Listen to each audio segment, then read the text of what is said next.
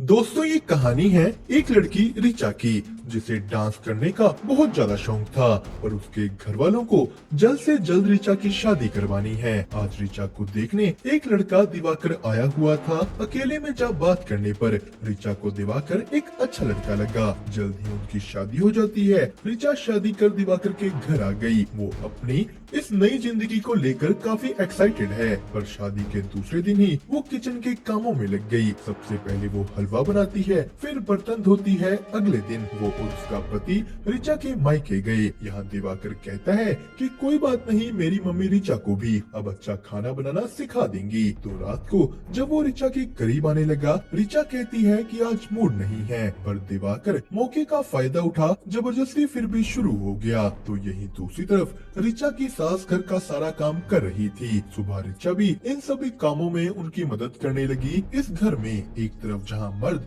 अपनी जिंदगियां जी रही हैं, तो औरतें नौकरानियों की तरह सारा काम कर रही हैं। तभी दिवाकर नहाकर रिचा को बुला उससे अपने कपड़े मांगता है। रिचा को ये बात काफी अजीब लगी कि वो खुद अपने कपड़े तक नहीं ले सकता। वो और उसका पिता खाना खाते हुए भी ऐसे ही ऑर्डर चलाते थे। उन्हें बिल्कुल तवे से उतरी रोटियां चाहिए। रिचा और उसकी सास उनके खाना खाने के बाद खाना खाते थे। यही फ्री होकर रिचा ने अपनी डांस क्लासेस में वीडियो कॉल लगाई। वो लोग उसे क्लासेस में बुला रहे हैं, पर बाहर रिचा की सास को उनकी प्रेग्नेंट बेटी बुला रही है।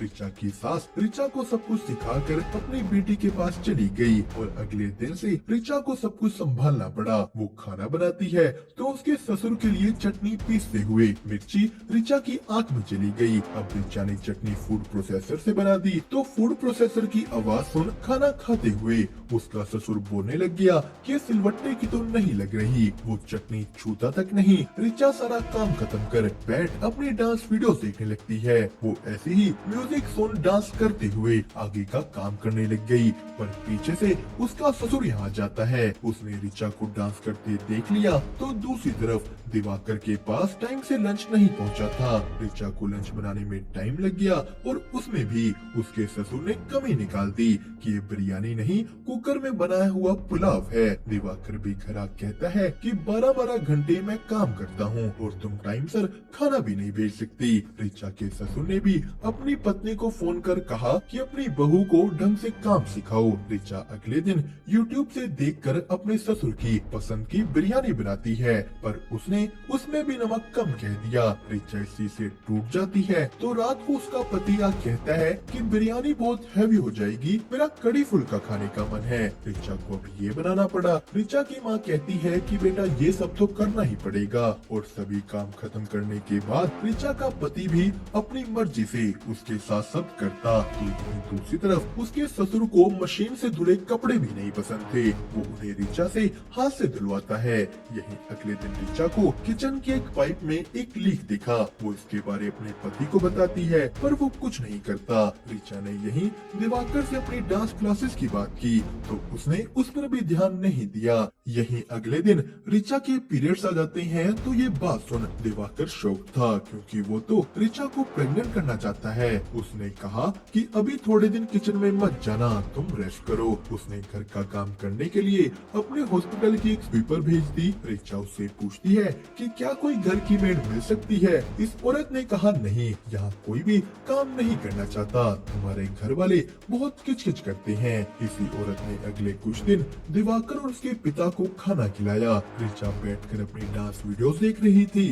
वो इसी बीच एक जगह डांस टीचर की जॉब के लिए अप्लाई कर देती है। रिचा ने पीरियड्स खत्म होने के बाद ये डांस टीचर वाली बात अपने पति और ससुर को बताई, पर वो दोनों ही साफ मना कर देते हैं। उसके ससुर ने कहा कि ये काम हमारी फैमिली के हिसाब से सही नहीं। तो अगले दिन उनके घर कुछ रिलेटिव्स आ जाते हैं। इन्होंने आते ही अपनी अपनी डिमांड्स मार दी। एक को चाय चाहिए, एक को शिकंजी चाहिए, तो एक को गरम कॉफी। रिचा ने ये सब बनाया तो वो लोग शराब खोल कर बैठ गए। ये रिलेटिव रिचा की बनाई शिकंजी में भी कमियां निकाल देता है, और खाना बना होने के बावजूद भी उन लोगों ने अलग से स्पेशल खाने की डिमांड कर दी। रिचा ये सारा काम करती है। अगले दिन भी सुबह 4 बजे उठकर उसने घर का सारा काम किया, पर जब वो ये सब काम खत्म करके अपनी जॉब के इंटरव्यू के लिए जाने लगी, उसके ससुर ने उसे रोक दिया कि तुम्हारी सास ने भी PhD की हुई है, पर उन्होंने जॉब करने की जगह अपनी फैमिली संभाली। तुम्हें भी ऐसा ही करना होगा। रिचा ये सुन टूट जाती है, पर फिर वो गई अपनी एक दोस्त के घर। यहाँ पे रिचा के डांस की बात उठ गई।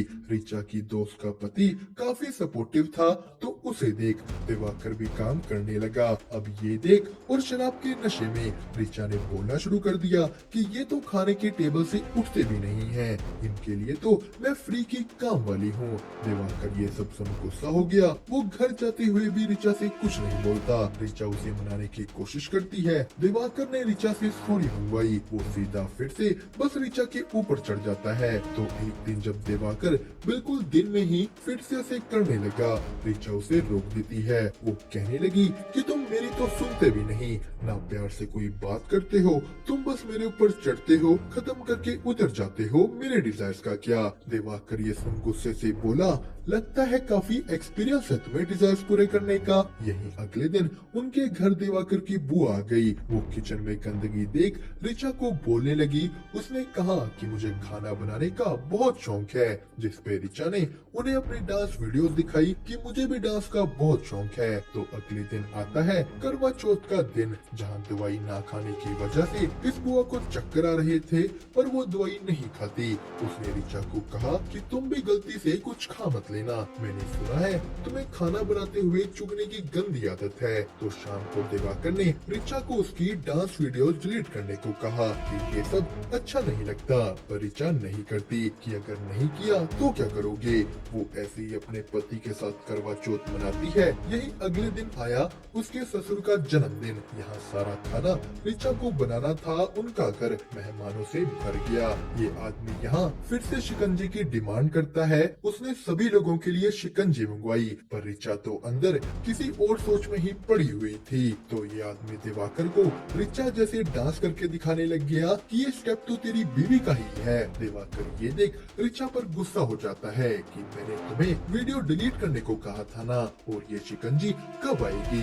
अब रिचा के सब्र का घड़ा यहीं भर गया। उसने सभी मेहमानों को वही सिंक का पानी भर कर दे दिया। रिचा गुस्सा हो दिवाकर पर भी यही पानी डाल देती है। वो गाड़ी लेकर वहाँ से निकल गई, पर उसकी माँ अभी भी यही कह रही थी कि बेटा इतनी सी बात का गुस्सा मत करो। उसने तो यहाँ तक कि रिचा को अपने छोटे भाई को पानी तक देने को कह दिया। जो सुन रिचा कहती है कि मैं क्यों दूं उसको पानी, वो क्या खुद पानी नहीं पी सकता। रिचा ने कहा आप लोगों ने ही अपने बेटों को बिगाड़ रखा है। जिसके बाद कहानी गई कुछ टाइम आगे, जहाँ दिवाकर ने दूसरी शादी कर ली थी और रिचा ने अपना डांस शुरू। और दोस्तों इसी के साथ हमारी ये कहानी हुई यहीं पर खत्म। आपके इस कहानी को लेकर क्या विचार हैं, हमें कमेंट करके जरूर बताएं। साथ ही साथ वीडियो को लाइक और चैनल को सब्सक्राइब करना मत भूलिएगा।